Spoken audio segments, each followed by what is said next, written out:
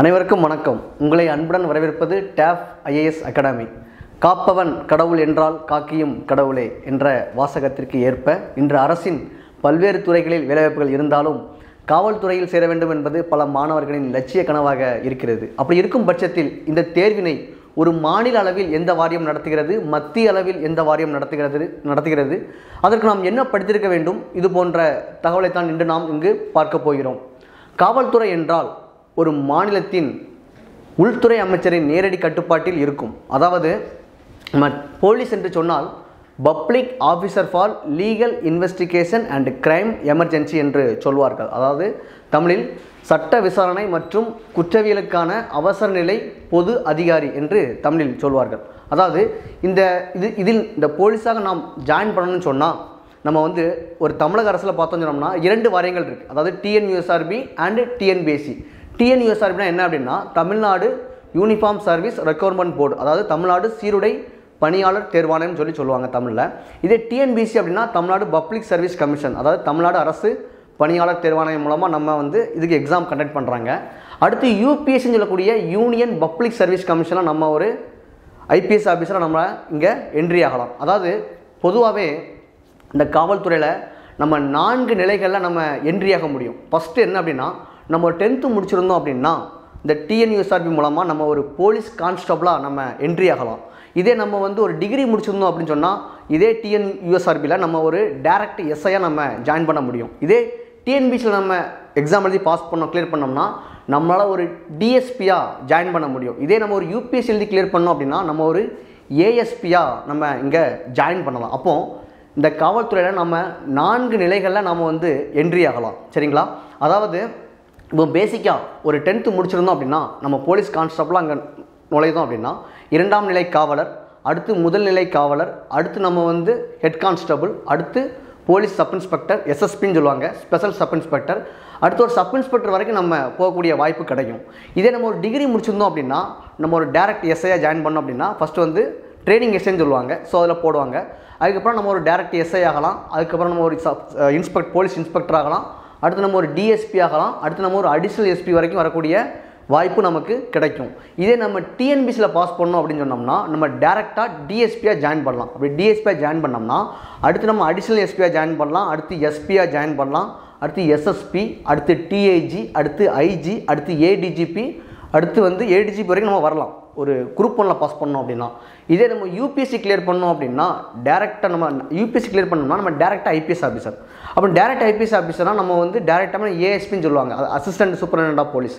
அப்புறம் நம்மளை additional superintendent of போலீஸாக ப்ரொமோஷன் பண்ணுவாங்க. அப்புறம் எஸ்பி ஆகலாம், ஒரு டிஸ்ட்ரிக்ட் எஸ்பி, அடுத்து எஸ்எஸ்பி, அடுத்து டிஏஜி, அடுத்து ஐஜி, அடுத்து ஏடிஜிபி, அடுத்து டிஜிபி வரைக்கும் நம்ம வரக்கூடிய வாய்ப்பு நம்ம ஒரு யூபிஎஸ்சி கிளியர் பண்ணி வந்தோம் அப்படின்னா நமக்கு ஒரு டிஜிபி வரைக்கும் நம்ம இங்கே வரலாம். சரிங்களா? ஸோ நம்ம இனிஷியலாக 1 by 1 நம்ம மூவ் பண்ணலாம். சரிங்களா? ஓகே.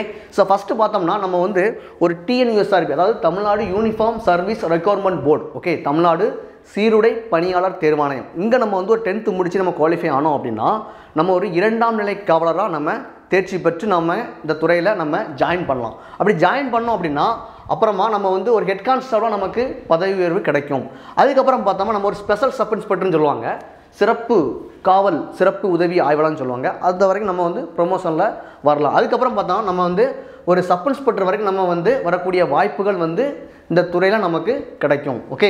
அடுத்து நம்ம இதே டிஎன்யூஎஸ்ஆர்பியில், ஓகே, இதே டிஎன்யூஎஸ்ஆர்பியில் நம்ம ஒரு டிகிரி முடிச்சிருந்தோம் அப்படின்னா நம்ம டேரெக்டாகவே, ஓகே, சார்பு ஆய்வாளர்னு சொல்லுவாங்க, ஓகே, நம்ம டேரெக்டாகவே ஒரு ட்ரைனிங் எஸ்ஐயாக ஜாயின் பண்ணி அப்புறம் நம்ம சப் இன்ஸ்பெக்டர் நம்ம ப்ரொமோட் பண்ணுவாங்க. அதுக்கப்புறம் நம்ம ஒரு போலீஸ் இன்ஸ்பெக்டர் ஆகலாம். ஓகே. அதுக்கப்புறம் பார்த்தோம்னா நம்ம டிஎஸ்பி ஆகலாம். அடுத்து நம்ம ஒரு அடிஷ்னல் எஸ்பி வரைக்கும் வரக்கூடிய வாய்ப்புகள் நமக்கு கிடைக்கும். ஓகே. நெக்ஸ்ட்டு பாருங்கள், நம்ம ஒரு டிஎன்பிஎஸ்சியில் நம்ம குரூப் 1 கிளியர் பண்ணோம் அப்படின்னா நம்மளால் ஒரு டைரக்ட் டிஎஸ்பி நம்மளால் ஆக முடியும். அப்போ டைரக்ட் டிஎஸ்பியிலேருந்து நம்ம ஒரு ஏஎஸ்பியாக வர்றதுக்கு கிட்டத்தட்ட 7 வருடங்கள் வரை ஆகும். அதுக்கப்புறமா அது ஏடிஎஸ்பியிலேருந்து எஸ்பியாக வர்றதுக்கு கிட்டத்தட்ட அதுலேருந்து ஒரு 7 வருஷங்கள் ஆகும். அப்புறம் தான் ஒரு கண்போர்டு ஐபிஎஸ்ன்னு சொல்லுவாங்க. அப்போது ஒரு மாவட்ட காவல் கண்காணிப்பாளராக ஆகணும் அப்படின்னா நம்ம ஐபிஎஸ் கிளியர் பண்ணியிருக்கணும். அப்போது இவங்க ஒரு 14 வருடம் கழித்து தான் இவங்க என்ன பண்ணுறாங்க, ஒரு கண்போர்டு ஐபிஎஸ்ஸாக ப்ரொமோஷன் ஆகுறாங்க. அதுக்கப்புறம் தான் அவங்க ஒரு டிஸ்ட்ரிக்டோட எஸ்பியாக அவங்க ஒர்க் பண்ண முடியும். அதுக்கப்புறம் பார்த்தீங்கன்னா இவங்க வந்து எஸ்எஸ்பியாக ப்ரொமோஷன் ஆவாங்க. அதுக்கப்புறம் பார்த்தோம்னா அவங்க ஒரு டிஏஜியாக ப்ரொமோஷன் ஆக முடியும். அதுக்கப்புறம் பார்த்தோம் அப்படின்னா அவங்க ஒரு ஐஜியாக ப்ரொமோஷனாக ஆகலாம். அதுக்கப்புறம் வந்து ஒரு ஏடிஜிபியாக ப்ரொமோஷன் ஆவாங்க. சரிங்களா?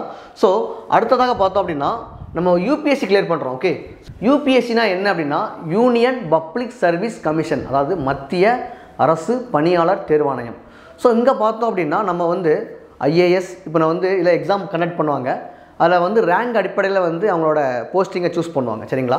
ஃபஸ்ட்டு வந்து ஐஏஎஸ், அடுத்து IPS, IRS, IFS, Indian foreign service, forest சர்வீஸ்னு சொல்லுவாங்க. அடுத்து டேக்ஸ் சர்வீஸ், அடுத்து வந்து போஸ்டல் சர்வீஸ், தென் இபிஎஃப்ஓ சர்வீஸ்னு சொல்லுவாங்க. ஓகே, அதாவது Indian administrative service, Indian police service, Indian revenue service, Indian forest service, Indian foreign service, Indian postal service, Indian EPFO சர்வீஸ்னு நிறைய சர்வீஸ் இருக்குது. ஸோ அதில் வந்து 2ஆம் தரவரிசையில் தான் நம்ம வந்து இந்த ஐபிஎஸ் போஸ்டிங் இருக்கும். சரிங்களா? அப்போது ஒருத்தர் ஐபிஎஸ், சிலவங்க ஐஏஎஸ் கிளியர் பண்ணியிருப்பாங்க, ஐஏஎஸ் ரேங்க் இருக்கும், அவங்க வந்து ஐபிஎஸ்ஸை விரும்பி சூஸ் பண்ணுவாங்க. சரிங்களா? அப்போ நம்ம ஐபிஎஸ் கிளியர் பண்ணதுக்கு அப்புறமா நம்மளை வந்து Sardar Vallabhbhai Patel national police training academy ஹைதராபாத்தில் இருக்குது. ஸோ அங்கே வந்து நம்மளை வந்து ட்ரெயின் பண்ணுவாங்க. சரிங்களா? அங்கே ட்ரெயின் பண்ணுவாங்க, நம்மளை ட்ரெயின் அப் பண்ணி 1 இயர் ட்ரைனிங் பண்ணுவாங்க. ட்ரைனிங் 360 டிகிரியில் நம்ம என்ன பண்ணுவாங்க, நம்மளை வந்து ரொட்டேட் பண்ணுவாங்க. ஓகே, செதுக்குவாங்க அங்கே ஒரு ஐபிஎஸ் ஆஃபீஸரை. அதுக்கப்புறமா அவங்களுக்கு வந்து ட்ரைனிங், அதுக்கப்புறம் கேடர் ஒதுக்குவாங்க. சரிங்களா? கேடர்னால் என்ன அப்படின்னா இப்போ எக்ஸாம்பிளாக தமிழ்நாட்டை சேர்ந்த ஒரு நபர் இருப்பாங்க, அந்த ஐபிஎஸ் கிளியர் பண்ணியிருப்பாங்க. ஜார்க்கண்டில் ஒருத்தர் கிளியர் பண்ணியிருப்பார், உத்தரப்பிரதேசத்தில் ஒருத்தர் கிளியர் பண்ணியிருப்பார், ஒரிசாவில் கிளியர் பண்ணியிருப்பார், பீகாரில் கிளியர் பண்ணியிருப்பார், மணிப்பூர், ஓகே, கோவா. ஸோ எல்லா ஸ்டேட்லேருந்து கிளியர் பண்ணி வந்திருப்பாங்க. அப்போது அவங்களுக்கு வந்து அவங்களோட மார்க் அடிப்படையில் அவங்க வந்து ஒவ்வொரு மாநிலமாக ஒதுக்குவாங்க.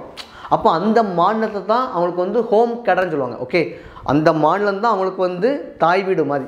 அப்போ அந்த மாநிலத்தை தான் கடைசி வரைக்கும் அவங்க என்ன பண்ணுவாங்க, ஒர்க் பண்ணுவாங்க. சரிங்களா? அப்போது அவங்களுக்கு எந்தெந்த மாநிலத்தை ஒதுக்குவாங்க, கேடர் ஒதுக்குனதுக்கு அப்புறமா அவங்கள ட்ரைனிங் ப்ரொஃபஷனுக்காக அந்த பணியமர்த்தக்கூடிய போஸ்ட் தான் என்ன அப்படின்னா இந்த ஏஎஸ்பி. சரிங்களா? ஏஎஸ்பினானது அசிஸ்டன்ட் சூப்பரிண்டென்டென்ட் ஆஃப் போலீஸ்ன்னு சொல்லுவாங்க. ஓகே, அதில் பணியமர்த்துவாங்க.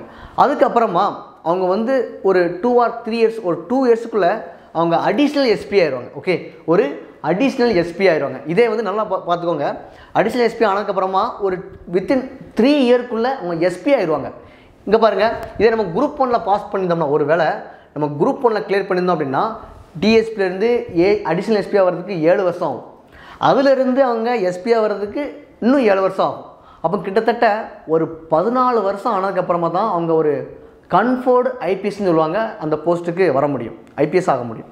ஐபிஎஸ் ஆனால் தான் அவங்க வந்து ஒரு டிஸ்ட்ரிக்ட் எஸ்பி ஆக முடியும். அப்போது ஒரு டிஎஸ்பி வந்து கிட்டத்தட்ட எஸ்பியாக வரணும் அப்படின்னா, குரூப் 1ல் பாஸ் பண்ணி வரணும் அப்படின்னா கிட்டத்தட்ட 10லேருந்து 14 வருஷம் வரைக்கும் ஆகலாம். ஆனால் நம்ம வந்து ஒரு யூபிஎஸ்சி கிளியர் பண்ணி வந்தோம்னா நம்ம வரும்போதே ஐபிஎஸ் தான். அப்போது கிட்டத்தட்ட ஒரு வித்தின் 3 or 4 yearsக்குள்ள என்ன ஆயிடுவாங்க, எஸ்பி ஆயிடுவாங்க. சரிங்களா? அதுக்கப்புறமா எஸ்எஸ்பி ஆவாங்க. எஸ்எஸ்பினானது சீனியர் சூப்பரிண்டென்டென்ட் ஆஃப் போலீஸ் ஆவாங்க. சரிங்களா? இந்த எஸ்எஸ்பிங்க போஸ்டிங் பார்த்தீங்க அப்படின்னா இப்போ வந்து பார்த்திங்கன்னா ஒரு சில மாவட்டங்களில் தான் இருக்கும். சரிங்களா? அதாவது திருச்சி, அதுக்கப்புறம் பார்த்தோன்னா திருச்சி, புதுக்கோட்டை, இந்த மாதிரி ஒரு சில முக்கியமான நகரங்களில் தான் இந்த மாதிரி இந்த போஸ்டிங்கிறது இருக்கும். சரிங்களா? அது எஸ்பிக்கு கீழே பார்த்தோம் அப்படின்னா நமக்கு வந்து 2ஆக பிரிப்பாங்க. ஒன்று புறநகர், இன்னொன்று மாநகர். புறநகர் அப்படின்னா புறநகர் பகுதியில் மாவட்ட காவல்துறை தலைவராக யார் இருப்பாங்க அப்படின்னா இந்த டிஸ்ட்ரிக்ட் எஸ்பி இருப்பாங்க. இதே ஒரு மாநகர் பகுதியில் பார்த்தோம் அப்படின்னா சிட்டி கமிஷனர் இருப்பாங்க.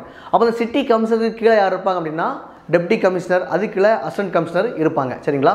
அப்போ அவங்க பார்த்தீங்க அப்படின்னா இந்த எஸ்எஸ்பிங்க போஸ்டிங் வந்து ஒரு மாநகரத்தோட சிட்டி கமிஷனருக்கு நிகரான ஒரு பதவின்னு கூட நம்ம சொல்லலாம். சரிங்களா? அப்போ அதுக்கப்புறம் யார் இருப்பார் அப்படின்னா இந்த டிஏஜி இருப்பாங்க. சரிங்களா? டிஏஜி இருப்பாங்க. அதுக்கப்புறம் யார் இருப்பாங்க அப்படின்னா இந்த ஐஜி இருப்பாங்க. அதுக்கப்புறமா ஏடிஜிபி இருப்பாங்க. அதுக்கப்புறமா டிஜிபி வரைக்கும் வரலாம். ஒரு ஐபிஎஸ் கிளியர் பண்ணவங்க மட்டும்தான் டிஜிபி வரைக்கும் வர முடியும். சரிங்களா? அப்போது ஒரு எஸ்பிக்கு ஒர்க்கு, நேச்சர் ஆஃப் ஒர்க் எந்த மாதிரி இருக்கும் அப்படின்னா supervisor, management, then to maintain the law and order. சரிங்களா? இந்த மாதிரி பணிகள்லாம் அவர் செய்வார். சரிங்களா? இப்போ மார்னிங் அவங்களாம் போலீஸ் டிபார்ட்மெண்ட்லாம் பார்த்தோம்னா மார்னிங் ரோல் கால் நடக்கும். சரிங்களா? ரோல் கால் மீன்ஸ் ஒரு 7 to 8 வரைக்கும் ரோல் கால் நடக்கும். அதாவது டிஎஸ்ஆர்னு சொல்லுவாங்க, அதாவது டெய்லி சிச்சுவேஷன் ரிப்போர்ட். ஸோ அந்த டெய்லி சிச்சுவேஷன் ரிப்போர்ட்டை வந்து அவர் வந்து ஒரு எஸ்பின்னு இருக்கார் அப்படின்னா அந்த எஸ்பி கீழே ஒரு 4-5 டிஎஸ்பிஸ் இருப்பாங்க. அப்போ அந்த டிஎஸ்பிகிட்ட உங்கள் சைடில், அதாவது உங்கள் சைடில் உங்களோட சப்ஸ்டேஷனில் என்னென்ன குற்றங்கள் நடந்திருக்கு, என்னென்ன விசாரணை நடந்திருக்கு, என்னென்ன கம்ப்ளைண்ட் வந்திருக்கு, எவ்வளோ நீங்கள் முடிச்சிருக்கீங்க, எஃப்ஐஆர் டீட்டெயில் என்ன, எல்லாமே அவங்க கேதர் பண்ணுவாங்க. யார்கிட்ட? டிஎஸ்பிகிட்ட கேதர் பண்ணுவாங்க. அப்போ டிஎஸ்பிகிட்ட கேதர் பண்ணி அந்த விஷயத்தை வந்து என்ன பண்ணுவார் அப்படின்னா ஒரு எஸ்பி வந்து அதை வந்து வாங்குவார். அப்போ எஸ்பி அந்த விஷயத்தை வாங்கினதுக்கப்புறமா அவர் யார்கிட்ட ஃபார்வர்ட் பண்ணுவார் அப்படின்னா டிஏஜிட்ட ஃபார்வர்ட் பண்ணுவார். டிஏஜிங்கிறது யார் அப்படின்னா, இப்போ எக்ஸாம்பிளாக இப்போ நம்ம வந்து ஒரு திருநெல்வேலி மாவட்டம் என்று சொன்னால் திருநெல்வேலி மாவட்டத்துக்கு ஒரு எஸ்பி இருப்பார். அந்த திருநெல்வேலி மாவட்டத்துக்கு எஸ்பி இருக்காருன்னா அவருக்கு மேலே யார் இருப்பார் அப்படின்னா அந்த டிஏஜி இருப்பார். இப்போ நெல்லை சரக டிஏஜி, ராமநாதபுரம் சரக டிஏஜி அப்படின்னா நம்ம கேள்விப்பட்டிருப்போம் இல்லையா? அப்போது இந்த டிஏஜி என்ன பண்ணுவார் அப்படின்னா, இப்போ நெல்லை பகுதிக்கு ஒரு டிஏஜி இருப்பார், ராமநாதபுரம் சுற்றுவட்டார பகுதிக்கு ஒரு டிஏஜி இருப்பார்.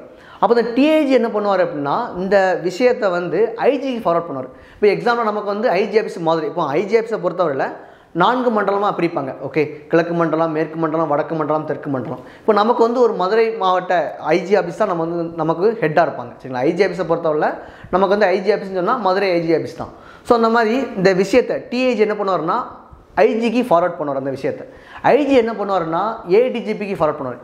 ஏடிஜிபி அப்படின்னா additional director general of police, அதாவது கூடுதல் காவல்துறை இயக்குனர்னு சொல்லுவாங்க. ஓகே, ஸோ அங்கே போகும்போது என்ன ஆகும் அப்படின்னா அந்த விசாரணையோட தன்மையை பொறுத்து என்ன பண்ணுவாங்கன்னா அப்படி பிரிப்பாங்க. எப்படின்னா இப்போது ஏடிஜிபியை பொறுத்தவரை நமக்கு வந்து சிறைத்துறை இருக்குது, ரயில்வே பாதுகாப்புத்துறை இருக்குது, தீயணைப்புத்துறை இருக்குது, சட்டம் ஒழுங்குத்துறை இருக்குது. அப்போது நமக்கு அந்த கிடச்சிருக்கக்கூடிய இன்ஃபர்மேஷன், அதாவது ஒரு சப்ஸ்டேஷனில் என்னென்ன விஷயங்கள் நடந்திருக்குங்கிறத வச்சு அந்த விஷயத்துக்கு ஏற்ற மாதிரி ஏடிஜிபி என்ன பண்ணுவார் அப்படின்னா அந்த ஏடிஜிபி வந்து அந்த விஷயத்தை வந்து ஐஜிட்டேருந்து கேதர் பண்ணுவார். சரிங்களா?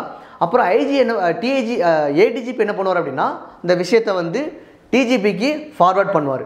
அப்போது டிஜிபி என்ன பண்ணுவாருங்க அப்படின்னா ஒரு உள்துறை செக்ரட்டரிக்கு அந்த விஷயத்தை சொல்லுவாங்க. அப்போ உள்துறை செக்ரட்டரிக்கு அப்புறமா முதல்வர் தான் இருக்காங்க. சரிங்களா? அப்போது ஒரு கீழ்மட்டத்திலேருந்து மேலே வரைக்கும் தகவல்ங்கிறது இப்படி தான் நமக்கு ஃபார்வர்ட் ஆகுது. சரிங்களா? அப்போது ஒரு ஏஎஸ்பி வந்து அந்த விஷயத்தை, ஒரு ஏஎஸ்பினா ஏஎஸ்பி அந்த விஷயத்தை வந்து அந்த இன்ஃபர்மேஷனை வந்து எஸ்பி கொடுக்காரு, எஸ்பி டிஏஜி கொடுக்காரு, டிஏஜி ஐஜி கொடுக்காரு, ஐஜி வந்து ஏடிஜிபி கொடுக்காரு, அந்த விஷயத்தை ஏடிஜிபி டிஜிபிக்கு கொடுக்காரு. சரிங்களா? இதான் பார்த்தோம் அப்படின்னா இவங்களோட ஸ்ட்ரக்சர். சரிங்களா? அதாவது ஒரு போலீஸ் டிபார்ட்மெண்ட்டோட ஸ்ட்ரக்சருங்கிறது இப்படி தான் இருக்கும். அதாவது பிசி முதல், ஓகே, போலீஸ் கான்ஸ்டபிள் முதல் ஒரு டிஜிபி வரைக்கும் இவங்களோட ஸ்ட்ரக்சருங்கிறது இந்த மாதிரி தான் இருக்கும். சரிங்களா? ஓகே, அடுத்து நீங்கள் வந்து உங்களுக்கு தெரியும் இப்போ வந்து போலீஸ்னால் பார்த்தோம்னா எல்லாத்துக்குமே யூனிஃபார்ம் தான். ஓகே, ஸோ அவங்களில் யார் போலீஸ் கான்ஸ்டபிள், யார் ஹெட் கான்ஸ்டபிள், யார் ஸ்பெஷல் சப் இன்ஸ்பெக்டர், யார் சப் இன்ஸ்பெக்டர், யார் இன்ஸ்பெக்டர், யார் டிஎஸ்பி, யார் ஏஎஸ்பி, யார் அடிஷ்னல் எஸ்பி, ஓகே, யார் சூப்பரண்ட் ஆஃப் எஸ்பி, யார் எஸ்எஸ்பி, யார் டிஏஜி, யார் ஐஜி, யார் ஏடிஜிபி, யார் டிஜிபி, இதெல்லாம் வந்து அவங்களோட காலில் இருக்கக்கூடிய ஸ்டாரில் சிம்பிளை வச்சு நம்ம என்ன பண்ண முடியும், அவங்கள நம்ம மென்ஷன் பண்ண முடியும். சரிங்களா? ஸோ இப்போ பார்த்தோம் அப்படின்னா ஒரு 2ஆம் நிலை காவலருக்கு வந்து பார்த்தோம்னா எந்த ஒரு ஸ்டாருமே இருக்காது. சரிங்களா? அவங்களுக்கு வந்து ஸ்டார் இருக்காது அவங்களோட பேட்சில். சரிங்களா? போலீஸ் சர்வீஸுக்கு மட்டும்தான் இருக்கும். சரிங்களா? இங்கே நெக்ஸ்ட்டு பாருங்கள் ஹெட் கான்ஸ்டபிளை பொறுத்தவரை தலைமை காவலர்னு தமிழில் சொல்லுவாங்க. சரிங்களா? ஸோ இவருக்கு பார்த்தோம் அப்படின்னா ஸ்டாருங்கிறது இருக்காது, அவங்களோட காலரில் வந்து ஸ்டாருங்கிறது இருக்காது. ஓகே, ஸோ அவங்களுக்கு வந்து 3 ஸ்ட்ரிப்பு இருக்கும். இந்த பாருங்கள், இந்த மாதிரி ஒரு 3 ஸ்ட்ரிப்பு தான் அவங்களுக்கு இருக்கும். இதை வச்சு தான் நம்ம வந்து இவர் ஒரு ஹெட் கான்ஸ்டபிள் அப்படிங்கிறத நம்ம வந்து முடிவு பண்ண முடியும். சரிங்களா? நெக்ஸ்ட்டு பாருங்கள் ஸ்பெஷல் சப் இன்ஸ்பெக்டர், அதாவது அசிஸ்டன்ட் சப் இன்ஸ்பெக்டர்னு சொல்லுவாங்க, சார்பு உதவி ஆய்வாளர். ஸோ இவங்களுக்கு பார்த்தோம் அப்படின்னா ஒரு ஸ்டாரும் ஒரு ப்ளூ ஸ்ட்ரிப்பும் ஒரு ரெட் ஸ்ட்ரிப்பும் இவங்களுக்கு இருக்கும். சரிங்களா? இதே வந்து ஒரு சப் இன்ஸ்பெக்டர்னு பார்த்தோம் அப்படின்னா 2 ஸ்டாரும் ஒரு ப்ளூ ஸ்ட்ரிப்பு ஒரு ரெட் ஸ்ட்ரிப்புங்கிறது இருக்கும். சரிங்களா? இதே நெக்ஸ்ட்டு பார்த்தோம்னா ஒரு இன்ஸ்பெக்டர் பார்த்தோம் அப்படின்னா இன்ஸ்பெக்டருக்கு வந்து 3 ஸ்ட்ரிப்பு இருக்கும். அதே மாதிரி ஒரு ப்ளூ ஸ்ட்ரிப்பு ஒரு ரெட் ஸ்ட்ரிப் இருக்கும். அதுபோல் 3 ஸ்டார் அவங்களுக்கு இருக்கும். யாருக்கு அப்படின்னா ஒரு காவல் ஆய்வாளருக்கு. நெக்ஸ்ட்டு பாருங்கள் டெபுட்டி சூப்பரண்ட் ஆஃப் போலீஸ். அப்போது ஒரு டிஎஸ்பின்னு சொன்னோம் அப்படின்னா மாவட்ட துணை காவல் கண்காணிப்பாளர். இவங்களை பார்த்தோம் அப்படின்னா 3 ஸ்டார் இருக்கும். அதுபோக டிபிஎஸ்ன்னு இருக்கும். நல்லா பாருங்கள், இதே வந்து ஒரு இன்ஸ்பெக்டருன்னு பார்த்தோம் அப்படின்னா 3 ஸ்டார் இருக்கும். இவங்களுக்கும் 3 ஸ்டார் தான் இருக்கும். ஆனால் இங்கே பார்த்தீங்க அப்படின்னா ஒரு ப்ளூ ஸ்ட்ரிப்பு ஒரு ரெட் ஸ்ட்ரிப் இருக்கும். இதே வந்து ஒரு டிஎஸ்பிக்கு பார்த்தோம் அப்படின்னா டிபிஎஸ்ன்னு இருக்கும், அதாவது தமிழ்நாடு போலீஸ் சர்வீஸ் அந்த மாதிரி இருக்கும். அப்போ இவங்களுக்கு 3 ஸ்ட்ரிப் 3 ஸ்டாரு ஒரு டிபிஎஸ் ஒரு போலீஸ் பேட்ச். ஓகே, இந்த ஸ்டேட் இப்போ எக்ஸாம்பிளாக இப்போ கேரளானா KPS Kerala police service. Okay, தமிழ்நாடுனா தமிழ்நாடு போலீஸ் சர்வீஸ், அவங்களோட பேட்சிங்கிறது எனக்கு இருக்கும். சரிங்களா? நெக்ஸ்ட்டு பாருங்கள், அசிஸ்டன்ட் சூப்பரிண்டென்ட் ஆஃப் போலீஸ். நான் சொன்னல ஆல்ரெடி, ஒரு யூபிஎஸ்சி கிளியர் பண்ணி வந்தால் நம்ம வந்து இந்த போஸ்ட்டில் டைரெக்டாக ஜாயின் பண்ண முடியும். அப்படி ஜாயின் பண்ணால் நமக்கு வந்து பாருங்கள் இதே மாதிரி தான் பாருங்கள், டிஎஸ்பி மாதிரி தான் 3 ஸ்டார் இருக்கும். ஆனால் இவருக்கு என்ன வித்தியாசம் அப்படின்னா இவருக்கு டிபிஎஸ்ன்னு இருக்கும். ஓகே, ஒரு டிஎஸ்பிக்கு டிபிஎஸ்ன்னு இருக்கும். இதே ஒரு ஐபிஎஸ் ஆஃபீஸர்னால் நமக்கு வந்து ஐபிஎஸ்ன்னு இருக்கும். அப்போ ஐபிஎஸ் கிளியர் பண்ணி வரவங்களுக்கு இங்கே ஐபிஎஸ்ன்னு இருக்கும். அது போக 3 ஸ்டார் இருக்கும். அதுக்கப்புறம் பார்த்தோம் அப்படின்னா ஒரு ஐபிஎஸ் பேட்ச் 3 ஸ்டார் இருக்கும். இதே ஒரு அடிஷ்னல் சூப்பரிண்டென்ட் ஆஃப் போலீஸ், அதாவது ஒரு ஏஎஸ்பியிலேருந்து அசிஸ்டன்ட் சூப்பரிண்டென்ட் ஆஃப் போலீஸ்லேருந்து அடிஷ்னல் சூப்பரிண்டென்ட் ஆஃப் போலீஸாக மாறும்போது ஒரு 2 வருஷத்தில் மாறுவாங்க. சரிங்களா? அப்படி மாறும்போது பார்த்தீங்கன்னா அவங்களுக்கு வந்து ஒரு அசோக் எம்பளமும் ஒரு ஐபிஎஸ் பேட்சும் இருக்கும். சரிங்களா? அதுக்கப்புறம் பார்த்தீங்க அப்படின்னா ஒரு சூப்பரிண்டென்டென்ட் ஆஃப் போலீஸ், அதாவது மாவட்ட காவல் கண்காணிப்பாளர்னு சொல்லுவாங்க, ஒரு டிஸ்ட்ரிக்ட் எஸ்பி. சரிங்களா? அவருக்கு பார்த்தோம் அப்படின்னா ஒரு அசோக் எம்பளம் ஒரு ஸ்டாரு ஒரு ஐபிஎஸ் பேட்ச். சரிங்களா? ஒரு அசோக் எம்பளம் ஒரு ஸ்டாரு ஒரு ஐபிஎஸ் பேட்ச், இந்த 3 இருக்கும். இதே சீனியர் சூப்பரிண்டென்டென்ட் ஆஃப் போலீஸ்னு சொல்லுவாங்க, எஸ்எஸ்பி. சரிங்களா? இவங்களுக்கு பார்த்தோம் அப்படின்னா ஒரு அசோக் எம்பளம் 2 ஸ்டாரு ஒரு ஐபிஎஸ் பேட்ச். இதே சிம்பிள் யாருக்கு வரும் அப்படின்னா ஒரு சிட்டி கமிஷனருக்கு வரும். சரிங்களா? அதுக்கப்புறம் பார்த்தோம் அப்படின்னா டெபுட்டி இன்ஸ்பெக்டர் ஜெனரல். ஸோ இவருக்கு பார்த்தோம் அப்படின்னா ஒரு அசோக் எம்பளம் 3 ஸ்டாரு ஒரு ஐபிஎஸ் பேட்ச். ஸோ இது ஃபுல்லாக இருந்தது அப்படின்னா, அதாவது ஒரு அசோக் எம்பளம் 3 ஸ்டாரு ஒரு ஐபிஎஸ் பேட்ச் இது இருந்தது அப்படின்னா அவர் வந்து ஒரு DIG. Okay, deputy inspector general. அடுத்து பார்த்தோம்னா இன்ஸ்பெக்டர் ஜெனரலை பொறுத்தவரையில் ஐஜின்னு சொல்லுவாங்க. சரிங்களா? அவருக்கு பார்த்தோம் அப்படின்னா ஒரு ஸ்டாரும் ஒரு கிராஸ் வார்டு சொல்லுவாங்க. இது வந்து கிராஸ் வார்டுன்னு சொல்லுவாங்க. ஓகே, ஸோ அந்த வால் மாதிரி இருக்கும்ல, ஓகே, கிராஸ் வார்டும் ஒரு ஐபிஎஸ் பேட்சும் இருக்கும்.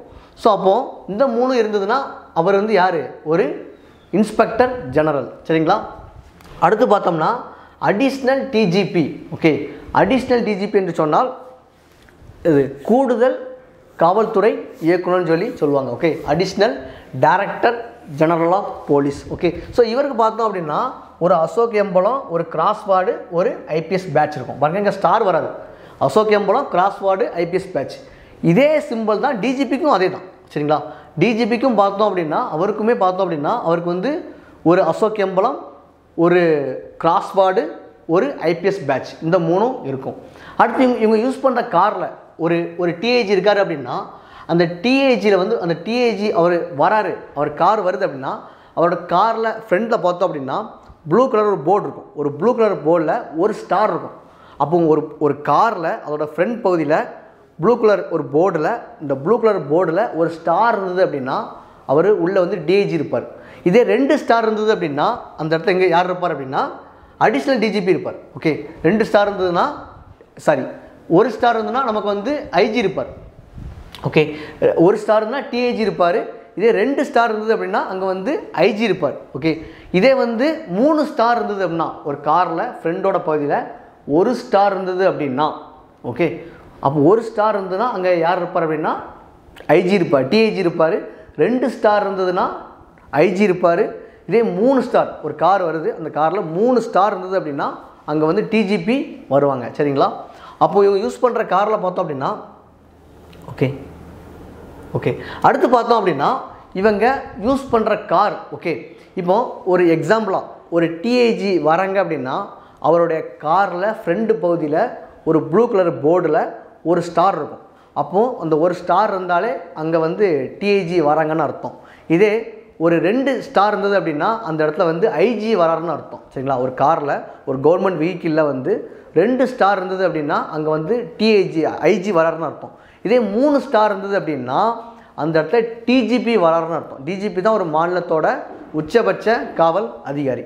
அப்போ 3 ஸ்டார் இருந்ததுன்னா அந்த இடத்துல டிஜிபி வராருன்னு அர்த்தம். 4 ஸ்டார் இருக்குமா? கண்டிப்பாக இருக்கும். 4 ஸ்டார் யாருக்கு வரும் அப்படின்னா இன்டெலிஜென்ஸ் பியூரோன்னு சொல்லுவாங்க. ஓகே, இன்டெலிஜென்ட் பியூரோ ஐபின்னு சொல்லுவாங்க. அப்போது ஒரு ஐபி ஆஃபீஸர் வராரு அப்படின்னா அவருக்கு வந்து 4 ஸ்டார் இருக்கும். சரிங்களா? அவர் தான் இருக்கிறதுலே உயர்ந்த காவல்துறையிலே உயர்பட்ச பதவி உயர்பட்ச துறை அப்படின்னா ஐபின்னு சொல்லுவாங்க, இன்டெலிஜென்ஸ் பியூரோ, உளவுத்துறை. சரிங்களா? ஸோ அவருடைய காரில் பார்த்தோம்னா நமக்கு வந்து 4 ஸ்டார் இருக்கும். சரிங்களா? ஓகே, அடுத்து டிஜிபியை பொறுத்தவரையில் நமக்கு நம்மளோட தமிழ்நாடு ஓகே தமிழ்நாடு காவல்துறையில் டிஜிபியாக யார் இருக்கார் அப்படின்னா நம்மளுடைய திரு சங்கர் சிவால் அவர்கள் தான் வந்து பார்த்தோம் அப்படின்னா டிஜிபியாக இருக்காங்க சரிங்களா. இவர் வந்து பார்த்தோம் அப்படின்னா உத்தரகாண்ட் மாநிலம் அல்மோராவை சேர்ந்தவர். இவர் 1990 பேட்ச் ஐபிஎஸ் ஆஃபீஸர். ஓகே இவர் வந்து பார்த்தோம் அப்படின்னா பேசிக்காகவே ஒரு mechanical engineer, BE and ME ரெண்டுமே மெக்கானிக்கல் இன்ஜினியர். அதுக்கப்புறமா அவர் வந்து திருச்சி பெல்ல வந்து திருச்சி பிஹெச்எல்னு சொல்லுவாங்க, Bharat heavy electronics limited. So அங்கே வந்து அவர் ஏஇயாக ஒர்க் பண்ணியிருக்காரு. இன்ஜினியராக ஒர்க் பண்ணதுக்கப்புறமா செயில்னு சொல்லுவாங்க, steel authority India limited. So அங்கேயுமே அவர் வந்து பார்த்தோம் அப்படின்னா இன்ஜினியராக ஒர்க் பண்ணிவிட்டு அதுக்கப்புறமா யூபிஎஸ்சி ப்ரிப்பேர் பண்ணி கிளியர் பண்ணி 99 பேட்சில் வந்து அவர் வந்து ஒரு ஐபிஎஸ் ஆஃபீஸராக ஆயிருக்காரு. அதுக்கப்புறமா அவருக்கு வந்து ஒதுக்கப்பட்ட கேடர் எங்கே அப்படின்னா நம்ம தமிழ்நாடு சரிங்களா. அப்போ தமிழ்நாட்டை அவர் எங்கே பணியாற்றுறார் அப்படின்னா மன்னார்குடி சரிங்களா. அதாவது மன்னார்குடியில் வந்து அவர் வந்து ஏஎஸ்பியாக அவருடைய வாழ்க்கை பணியை துவங்குதார். அதுக்கப்புறம் சேலம் மாவட்ட எஸ்பி, அடுத்து திருச்சி மாவட்ட கமிஷனராக இருக்கார். அதுக்கப்புறமா நம்மளோட சென்னை மாநகர கமிஷனராக கடைசியாக இருந்தாங்க. அதுக்கப்புறமா அவங்க வந்து டிஜிபியாக இப்போது நமக்கு ஒர்க் பண்ணுறாங்க சரிங்களா. ஓகே ஸோ அடுத்து ஒரு டிஜிபிங்கன்னு பார்த்தோம் அப்படின்னா டிஜிபியை பொறுத்தவரை நம்ம என்ன நினைப்போம், ஏடிஜிபி இருப்பாங்க, டிஜிபி இருப்பாங்க. டிஜிபிக்கு மாநிலத்தை மட்டும்தான் இருப்பாரான்னு கேட்டால் கிடையவே கிடையாது. ஒரு மாநிலத்தையும் தாண்டி ஓகே மத்திய பணிக்கு போடுவாங்க. அதாவது சென்ட்ரல் கவர்மெண்ட் ஜாப்புக்கும் அவங்கள வந்து என்ன பண்ணுவாங்க, கூப்பிட்டு போயிடுவாங்க. சென்ட்ரல் கவர்மெண்ட் ஜாப்பில் எங்கே கூப்பிட்டு போவாங்க அப்படின்னா இந்த பிஎஸ்எஃப், சிஆர்பிஎஃப், சிஏஎஸ்எஃப், ரா okay IB, then Sardar Vallabhbhai Patel national police training academy. So இங்கெல்லாம் இருக்கக்கூடிய இயக்குநர்கள் ஓகே இப்போ எக்ஸாம்பிளாக ஒரு பிஎஸ்எஃப் இருக்குன்னு வைங்களேன். பிஎஸ்எஃப்னா என்ன, பார்டர் செக்யூரிட்டி ஃபோர்ஸ். அப்போ அந்த பார்டர் செக்யூரிட்டி ஃபோர்ஸில் அந்த துறையை சரிங்களா, அந்த துறையை யார் இயக்குவாங்க அப்படின்னா ஒரு ஐபிஎஸ் ஆஃபீஸர். அது யார் அப்படின்னா அங்கே உள்ள டிஜிபி. அப்போது ஒரு டிஜிபிங்க பார்த்தீங்க அப்படின்னா ஒரு மாநிலத்தை மட்டும் அல்லாமல் மத்திய அரசு பணிகள்லையுமே இருப்பாங்க. இப்போது எக்ஸாம்பிளாக சிபிஐயில் யார் டைரக்டராக இருப்பாங்க அப்படின்னா சிபிஐ டைரக்டர்னு சொல்லுவாங்க. ஸோ சிபிஐ டைரக்டர்னால் அங்கேயும் வந்து யார் இருப்பா அப்படின்னா ஒரு ஐபிஎஸ் ஆஃபீஸர் தான் டைரக்டராக இருப்பாங்க. டைரக்டர் மீன்ஸ் அந்த இடத்த இயக்குவாங்க சரிங்களா. ஒரு பிஎஸ்எஃப்போட டைரக்டர் அப்படின்னா பிஎஸ்எஃப்பை அவங்க தான் இயக்குவாங்க அப்படிங்கிறது அர்த்தம் சரிங்களா. இப்போ எக்ஸாம்பிளாக நம்ம சென்ட்ரல் கவர்மெண்ட்டில் பேரா மிலிட்ரின்னு சொல்லுவாங்க. ஓகே பேரா மிலிட்ரிஸ் சரிங்களா. ஸோ அங்கே பார்த்தோம் அப்படின்னா டேரக்டராக யார் இருப்பார் அப்படின்னா இந்த ஐபிஎஸ் ஆஃபீஸர் தான் டேரக்டராக இருப்பாங்க சரிங்களா. இப்போ சிஆர்பிஎஃப் அப்படின்னா ஃபுல் ஃபார்ம் தெரியும் நமக்கு, சென்ட்ரல் ரிசர்வ் போலீஸ் ஃபோர்ஸ், அதாவது மத்திய விரைவு படைன்னு சொல்லி சொல்லுவாங்க. ஓகே இது வந்து பார்த்தோம் அப்படின்னா மத்திய உள்துறை அமைச்சர் மாண்புமிகு அமித்ஷா அவரோட நேரடி கட்டுப்பாட்டில் இருக்கும் இந்த துறை. அதாவது சிஆர்பிஎஃபாக இருக்கட்டும், சிஎஸ்எஃப் அப்படின்னா வந்து சென்ட்ரல் இண்டஸ்ட்ரியல் செக்யூரிட்டி ஃபோர்ஸ்னு சொல்லி சொல்லுவாங்க. ஓகே அடுத்து பிஎஸ்எஃப்னா பார்டர் செக்யூரிட்டி ஃபோர்ஸ். அப்புறமா ஐடிபிபி அப்படின்னா இந்தோ தீபத்தன் பார்டர் போலீஸ் ஃபோர்ஸ்னு சொல்லி சொல்லுவாங்க சரிங்களா. அடுத்து என்எஸ்ஜி அப்படின்னா நேஷ்னல் செக்யூரிட்டி கார்டு அப்படின்னு சொல்லி சொல்லுவாங்க. அடுத்து ரேஃப் அப்படின்னா ரேபிட் ஆக்ஷன் ஃபோர்ஸ். ஓகே அடுத்து பார்த்தோம் அப்படின்னா சிபிஐ அப்படின்னா சென்ட்ரல் பியூரோ ஆஃப் இன்வெஸ்டிகேஷன். அடுத்து Sardar Vallabhbhai Patel national police training academy. So இங்கே ஃபுல்லாக இந்த ஃபோர்ஸில் ஃபுல்லாமே ஒரு ஐபிஎஸ் ஆஃபீஸர் தான் இருப்பாங்க டைரக்டராக சரிங்களா. நமக்கு எப்படி டைரக்டராக டிஜிபி இருக்காங்க, சங்கர் சிவால் இருக்காங்களோ அதே மாதிரி இங்கே ஒவ்வொரு ஃபோர்ஸுக்கும் சிஆர்பிஎஃப் அப்படின்னா மத்திய உள்துறை அமைச்சத்தோட கண்ட்ரோலில் வரும். ஸோ அப்போ இந்த டிபார்ட்மெண்ட்டில் ஒரு டைரக்டராக ஒரு ஐபிஎஸ் ஆஃபீஸர் தான் இருப்பாங்க சரிங்களா.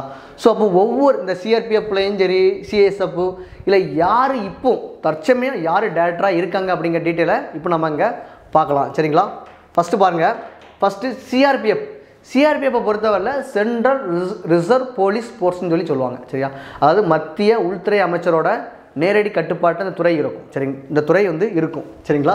ஸோ இங்கே டைரக்டராக யார் இருக்காங்க அப்படின்னா திரு ஞானேந்திர பிரதாப் சிங், இவர் தான் வந்து இந்த ஐபிஎஸ் ஆஃபீஸர் தான் இதுக்கு டைரக்டராக இருக்கார். இவர் வந்து பார்த்தோம்னா பேசிக்காகவே ஒரு 1991 ஓகே 1991 பேட்சோட ஐபிஎஸ் ஆஃபீஸர். இவர் வந்து அஸ்ஸாம் மேகாலயா கேடரில் வந்து ஐபிஎஸ்ஸாக ஒர்க் பண்ணியிருக்காரு. ஓகே ஐபிஎஸ் ஆஃபீஸர் அங்கே டிஜிபியாக இருந்தவரை தான் இங்கே எடுத்து வச்சு என்ன பண்ணிட்டாங்க, இங்கே டைரக்டராக ஒர்க் பண்ண வைக்கிறாங்க சரிங்களா. அது மட்டும் இல்லாமல் இவர் வந்து இந்த பதவியில் எப்போ வரைக்கும் இருப்பார் அப்படின்னா இப்போ இந்த மாதம் ஜனவரி மந்தில் இருந்து அவர் வந்து 2027 நவம்பர் வரைக்கும் இந்த பதவியில் இருப்பார் சரிங்களா. அடுத்து பார்த்தோம் அப்படின்னா சிஎஸ்எஃப்னா என்னது, சென்ட்ரல் இண்டஸ்ட்ரியல் செக்யூரிட்டி ஃபோர்ஸ்ன்னு சொல்லி சொல்லுவாங்க சரிங்களா. அதாவது மத்திய தொழில்துறை பாதுகாப்பு படைன்னு சொல்லுவாங்க சரிங்களா. அதாவது சென்ட்ரல் கவர்மெண்ட்டோட கம்பெனிஸ் இருக்கும், உங்களுக்கு தெரிஞ்சிருக்கும். Okay, Trichy BHEL, NLC, then BHEL, அடுத்து Bharat heavy electronics limited, Bharat electronics limited, Hindustan aeronautics limited, so Neyveli lignite corporation, so national thermal power corporation limited, okay nuclear power corporation limited, அடுத்து IOC Indian oil corporation, okay oil India limited, coal India limited, அடுத்து Bhabha atomic research corporation, then வந்து gas turbine research organisation ஜிடிஆர்னு சொல்லுவாங்க. அடுத்து வந்து நம்ம வந்து ஒரு விமானப்படை, ஸோ அதாவது ஒரு இப்போ நம்ம வந்து பார்த்தோம்னா நம்ம வந்து அதாவது சென்ட்ரல் கவர்மெண்ட்டோட கம்பெனிஸ், சென்ட்ரல் கவர்மெண்ட்டோட முக்கியமான கம்பெனிகள் இருக்கும் இல்லையா, அந்த கம்பெனிக்கு பார்த்தோம் அப்படின்னா செக்யூரிட்டி சர்வீஸுக்கு நம்ம ஒரு ஃபோர்ஸ், மிலிட்ரி ஃபோர்ஸ் இருப்பாங்க. ஸோ அவங்களுக்கெல்லாம் வந்து ஹெட் யார் அப்படின்னா இந்த சிஎஸ்எஃப் டைரக்டர் தான். அதாவது மிஸ்டர் ராஜ்விண்டர் சிங் ஐபிஎஸ் தான் வந்து இதுக்கு வந்து டைரக்டராக இருக்காங்க. அதாவது நம்ம ஏர்போர்ட் போகிறோம் அப்படின்னா ஏர்போர்ட்டில் வந்து பார்த்தோம் அப்படின்னா ஒரு மிலிட்ரி மேன் இருப்பாங்க இல்லையா, பேராமிலிட்ரி இருப்பாங்க. ஸோ அவங்க யார் அப்படின்னா அவங்க தான் வந்து சிஎஸ்எஃப் வீரர்னு சொல்லுவாங்க. ஓகே, மத்திய தொழில்படை பாதுகாப்பு வீரர்னு சொல்லுவாங்க.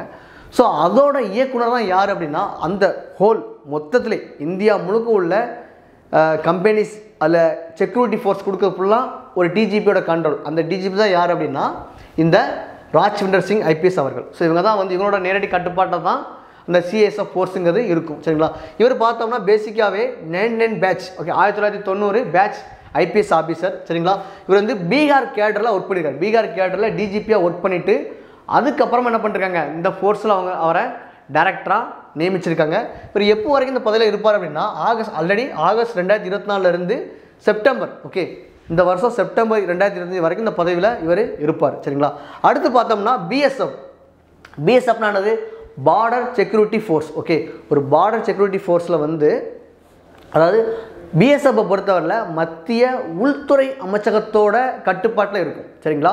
பிஎஸ்எஃப்பை பொறுத்தவரையில் மத்திய உள்துறை அமைச்சகத்தோட நேரடி கட்டுப்பாட்டில் இருக்கக்கூடிய ஒரு துறை சரிங்களா. ஸோ இங்கே வந்து டைரக்டராக யார் இருக்காங்கன்னா திரு தல்ஜித் சிங் சௌத்ரி தான் ஐபிஎஸ் அவர்கள் தான் இந்த டிபார்ட்மெண்ட்டுக்கு டைரக்டராக இருக்காங்க. இவங்க வந்து பேசிக்காக பார்த்தோம்னா 1990 பேட்ச் ஐபிஎஸ் ஆஃபீஸர் சரிங்களா. 1990 பேட்ச் ஐபிஎஸ் ஆஃபீஸராக இவர் இருக்கார் சரிங்களா. இவர் எந்த கேடரில் ஒர்க் பண்ணியிருக்காரு அப்படின்னா உத்தரப்பிரதேச கேடரில் தான் இவர் வந்து ஐபிஎஸ் ஆஃபீஸராக ஒர்க் பண்ணி டிஜிபியாக இருந்துட்டு அதுக்கப்புறமா இப்போ வந்து பிஎஸ்எஃப்ல வந்து இவர் வந்து டைரக்டர் ஜெனரலாக இருக்கார் சரிங்களா. அடுத்து பார்த்தோம் அப்படின்னா இந்தோ தீபத்தன் போலீஸ் ஃபோர்ஸ்னு சொல்லுவாங்க, அதாவது ஐடிபிபின்னு சொல்லுவாங்க, இந்தோ தீபத்தன் ப்ரொடக்ஷன் சரிங்களா. ஸோ அங்கே டைரக்டர் ஜெனரலாக யார் இருக்கார் அப்படின்னா திரு ராகுல் ராஜ்கோத்ரா வந்து ஐபிஎஸ் அவர்கள் தான் வந்து அங்கே வந்து ஐடிபிபியில் வந்து டைரக்டர் ஜெனரலாக இருக்கார். இவர் பேசிக்காக பார்த்தோம்னா 1989 பேட்ச் ஐபிஎஸ் ஆஃபீஸர் சரிங்களா. இவருக்கு வந்து எந்த கேடரில் ஒர்க் பண்ணியிருக்காரு அப்படின்னா மணிப்பூர் கேடரில் டிஜிபியாக இருந்தவர் தான் ஐடிபிபியில் டைரக்டராக ஒர்க் பண்ண வைக்கிறாங்க சரிங்களா. அடுத்து பார்த்தோம்னா என்எஸ்ஜின்னு சொல்லுவாங்க, ஓகே நேஷனல் செக்யூரிட்டி கார்டு சொல்லுவாங்க. ஸோ அங்கே டைரக்டர் ஜெனரலாக யார் இருக்கார் அப்படின்னா ஸ்ரீனிவாசன் ஐபிஎஸ் அவர்கள் தான் வந்து அதுக்கு வந்து டைரக்டர் ஜெனரலாக இருக்கார் சரிங்களா. இவர் வந்து பார்த்தோம்னா பேசிக்காகவே 1992 பேட்ச் ஐபிஎஸ் ஆஃபீஸர். இவர் வந்து எந்த கேடரை சேர்ந்தவர்னா பீகார் கேடரில் வந்து டிஜிபியாக இருந்துட்டு அதுக்கப்புறமா என்எஸ்ஜியில் வந்து பார்த்தோம் அப்படின்னா ஒரு டைரக்டர் ஜெனரலாக இவர் வந்து ஒர்க் பண்ணிட்டு இருக்கார். ஓகே, நேஷனல் செக்யூரிட்டி கார்டுக்கு ஆல்ரெடி உங்களுக்கு தெரிஞ்சிருக்கும் சரிங்களா. ஓகே, அடுத்து பார்த்தோம் அப்படின்னா ரானா என்ன அப்படின்னா ரிசர்ச் அனாலிசிஸ் விங் அப்படின்னு சொல்லுவாங்க சரிங்களா. ரிசர்ச் அனாலிசிஸ் விங் அதாவது என்னென்னா இவங்க வந்து ஒரு உளவு அமைப்பு சரிங்களா, அதாவது மத்திய உளவுத்துறைன்னு சொல்லுவாங்க.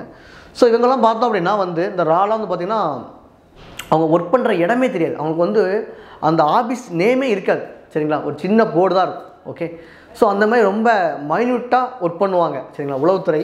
ஸோ இதுக்கு டைரக்டராக யார் இருக்கார் அப்படின்னா திரு ரவி சின்கா ஐபிஎஸ் அவர்கள் தான் வந்து இதுக்கு டைரக்டராக ஒர்க் பண்ணிகிட்டு இருக்காரு. இவர் பேசிக்காக பார்த்தோம்னா 1988 ஐபிஎஸ் ஆஃபீஸர் சரிங்களா. இவர் வந்து சத்தீஸ்கர் மாநிலத்தில் வந்து இவர் வந்து ஒர்க் பண்ணியிருக்காரு சரி, டிஜிபியாக ஒர்க் பண்ணியிருக்காரு. அதுக்கப்புறமா ராவில் வந்து டைரக்டர் ஜெனரலாக ஒர்க் பண்ணியிருக்காரு சரிங்களா. அடுத்து பார்த்தோம்னா சிபிஐ. ஓகே, சிபிஐனா என்ன அப்படின்னா சென்ட்ரல் பியூரோ ஆஃப் இன்வெஸ்டிகேஷன், மத்திய புலனாய்வு துறைன்னு சொல்லுவாங்க. ஸோ அதில் வந்து டைரக்டராக யார் இருக்கார் அப்படின்னா திரு பிரவீன் சூட் ஐபிஎஸ் அவர்கள் தான் வந்து மத்திய சிபிஐயில் வந்து டைரக்டர் ஜெனரலாக இருக்காங்க. இவர் பேசிக்காகவே பார்த்தோம் அப்படின்னா 1986 பேட்ச் ஐபிஎஸ் ஆஃபீஸர் கர்நாடகா கேடரில் வந்து டிஜிபியாக இருந்திருக்காங்க. அதுக்கப்புறமா இவர் வந்து என்ன பண்ணிருக்காங்க சிபிஐக்கு வந்து டைரக்டர் ஜெனரலாக நியமிச்சிருக்காங்க. சரிங்களா? அடுத்து பார்த்தோம் அப்படின்னா நம்மளோட Sardar Vallabhbhai Patel national police training academy. சரிங்களா? ஆக்சுவலாக ஐபிஎஸ் ட்ரைனிங் கொடுக்காங்கல்ல, அந்த அகாடமி தான் இந்த SV Sardar Vallabhbhai Patel national police training academy. So இந்த அகாடமியில் வந்து பார்த்தோம் அப்படின்னா ஒரு அங்கே இயக்குவாங்க. ஓகே, அந்த ஐபிஎஸ் ட்ரைனிங் கொடுக்காங்கல்ல, அந்த ட்ரைனிங் கொடுக்கக்கூடிய இடத்துல யார் வந்து டைரக்டர் ஜெனரலாக இருக்கார் அப்படின்னா திரு அமித் கார்க் ஐபிஎஸ் அவர்கள்லாம் பார்த்தோம் அப்படின்னா அங்கே டைரக்டர் ஜெனரலாக இருக்கார். இவர் பேசிக்காக பார்த்தோம்னா 1993 ஓகே 1993 பேட்ச் ஐபிஎஸ் ஆஃபீஸர். இவர் Andhra Pradesh okay Andhra cadre IPS officer. Okay, அப்போ ஆந்திராவில் வந்து டிஜிபியாக ஒர்க் பண்ணிவிட்டு அதுக்கப்புறம் பார்த்தோம் அப்படின்னா இவர் வந்து நேஷ்னல் போலீஸ் ட்ரைனிங் அகாடமியில் வந்து டைரக்டர் ஜெனரலாக இப்போ ஒர்க் பண்ணிகிட்ருக்காரு. சரிங்களா? அடுத்து நம்மளோட நேஷ்னல் செக்யூரிட்டி அட்வைசர். ஓகே, என்எஸ்ஏன்னு சொல்லுவாங்க. Okay, national security adviser. So இவர் யார் அப்படின்னா திரு அஜித் தோவல் அவர்கள். இவர் வந்து பேசிக்காகவே இந்தியாவின் ஜேம்ஸ் பாண்ட் என்று அழைப்பார்கள். சரிங்களா? இவர் வந்து பார்த்தோம் அப்படின்னா இவர் வந்து சொந்த மாநிலம் எங்கன்னா உத்தரகாண்ட். சரிங்களா? அப்புறம் இவர் வந்து ஐபிஎஸ் எப்போ கிளியர் பண்ணுறாரு அப்படின்னா 1968 வந்து இவர் ஐபிஎஸ் பேட்ச் சேர்ந்தவர். சரிங்களா? இவர் வந்து எங்கே இவரோட ஏஎஸ்பி வாழ்க்கையை துவங்குதார் அப்படின்னா கேரளாவில் உள்ள கோட்டயம் மாவட்டம் தலச்சேரியில் தான் பார்த்தோம் அப்படின்னா இவரோட ஐபிஎஸ் பணியை வந்து ஏஎஸ்பியாக வந்து தொடங்குதார். அதுக்கப்புறம் அவர் ஒர்க் பண்ண ஒரு 4 வருஷத்துலேயே அவர் வந்து மத்திய பணிக்கு திரும்புதார். அதாவது மத்திய இன்டெலிஜென்ஸ் பியூரோ பணிக்கு திரும்புதார். அதுக்கப்புறம் நிறைய ஆப்ரேஷன் பாகிஸ்தானில் இருந்து அங்கே தங்கியிருந்து அங்கே நடக்கக்கூடிய விஷயத்தை வந்து நம்ம இந்தியாவுக்கு வந்து கேதர் பண்ணியிருக்காரு. இது போன்ற நிறைய சுவாரஸ்யமான விஷயங்கள்லாம் வந்து நிறைய ஆப்ரேஷன் பண்ணியிருக்காங்க. ஆக்சுவலாக இவங்க ரிட்டையர்ட் ஆகிட்டாங்க. ரிட்டையர்ட் ஆனாலுமே இப்போ நம்மளோட இந்திய பாரத பிரதமரோட தேசிய பாதுகாப்பு ஆலோசகராக இவர் இருக்கார். சரிங்களா? ஓகே, ஸோ அப்போ வந்து பார்த்தோம்னா இவர் வந்து சரிங்களா ஒரு டிஜிபி அப்படின்னா ஒரு மாநிலத்தை மட்டும் இல்லாமல் மத்திய அரசாங்கத்துலேயும் பணிபுரிவாங்க. சரிங்களா? இப்போ மத்திய அரசில் எங்கெங்கே ஃபோர்ஸ் இருக்கோ ஓகே சிஆர்பிஎஃப் ஃபோர்ஸாக இருக்கட்டும், ஓகே அடுத்து ரேஃபாக இருக்கட்டும், அடுத்து வந்து பிஎஸ்எஃபாக இருக்கட்டும், எந்த ஃபோர்ஸ்க்குனாலும் சரி அங்கே டைரக்டராக யார் இருப்பார் அப்படின்னா ஒரு ஐபிஎஸ் ஆஃபீஸர் தான் இருப்பாங்க. சரிங்களா? அடுத்து எக்ஸாம்பிளாக இப்போ ஒரு டிஃபென்ஸ்னு எடுத்தோம் அப்படின்னா டிஃபென்ஸில் நம்ம ஒரு ஆர்மின்னு எடுத்தோம் வைங்களேன். இப்போ எப்படி ஒரு காவல்துறையில் வந்து பிசி இருக்காங்களோ பிசியிலேருந்து பிசி, அடுத்து போலீஸ் கான்ஸ்டபிள், அடுத்து எஸ்ஐ, அடுத்து இன்ஸ்பெக்டர், அடுத்து டிஎஸ்பி, ஏடிஎஸ்பி, எஸ்பி, அடுத்து வந்து எஸ்எஸ்பி, டிஐஜி, ஐஜி, அடுத்து ஏடிஜிபி, டிஜிபி இருக்காங்களோ அதே மாதிரி தான் நமக்கு ஒரு ஆர்மியில் யார் இருப்பா அப்படின்னா ஆர்மியை பொறுத்தவரையில் ஃபஸ்ட்டு கீழே யார் இருப்பாங்க அப்படின்னா சிப்பாய் இருப்பாங்க. ஓகே, சிப்பாய் இருப்பாங்க.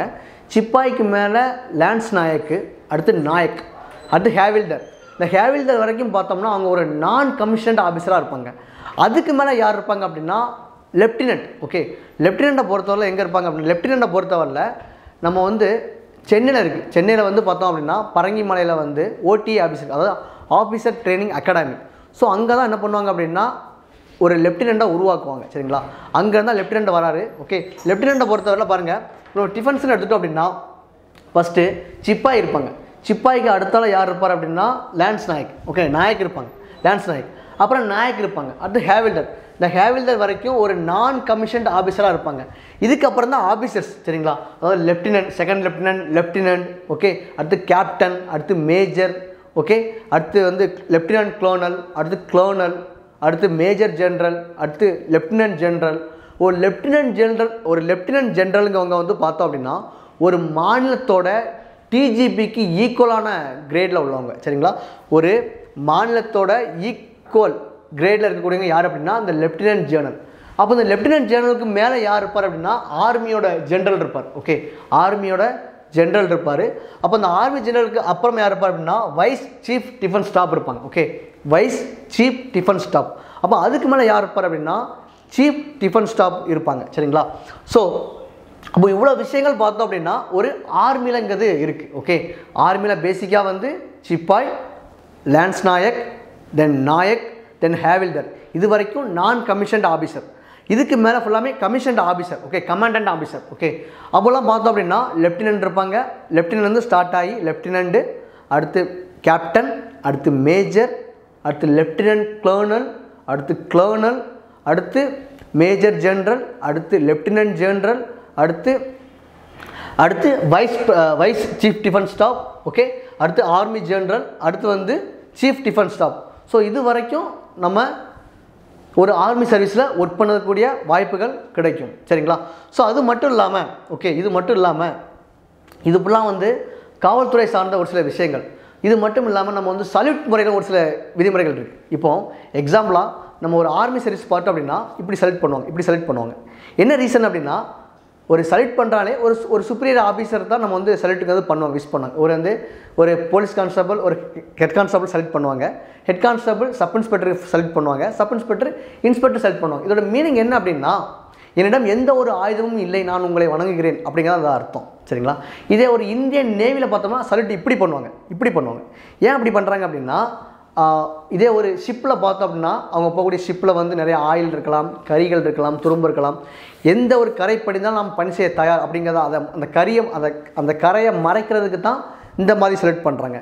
இதே வந்து பார்த்தோம்னா ஒரு இந்தியன் ஏர்ஃபோர்ஸில் பார்த்தோம் அப்படின்னா சல்யூட் இப்படி பண்ணுவாங்க. அதாவது ஒரு 45 டிகிரி ஆங்கிள் பாருங்கள், இந்த ஆங்கிள் இந்த மாதிரி இருக்கும், என்னோட கை இந்த மாதிரி இருக்கும். அப்போ நான் எந்த நேரத்திலும் வானத்தில் பறக்க தயாராக இருக்கிறேன் அப்படிங்கிற அர்த்தம் தான் இந்த மாதிரி செலக்ட் பண்ணுறது. ஓகே இன்றைக்கி பேசிக்காகவே நம்ம வந்து ஒரு காவல்துறை சார்ந்த விஷயங்களை நான் உங்களுக்கு இன்றைக்கி சொல்லியிருப்பேன். ஓகே, உங்களுக்கு தெளிவாக அண்டர்ஸ்டாண்ட் ஆகிருக்கும். ஸோ இது போன்ற சுவாரஸ்யமான தகவலை நாம் அடுத்த வீடியோவில் காண்போம். அதுவரை உங்களிடமிருந்து விடைபெறுவது உங்கள் டாஃப் mechanical engineering faculty K. Ganesh Nagarajan. Thank you all of you.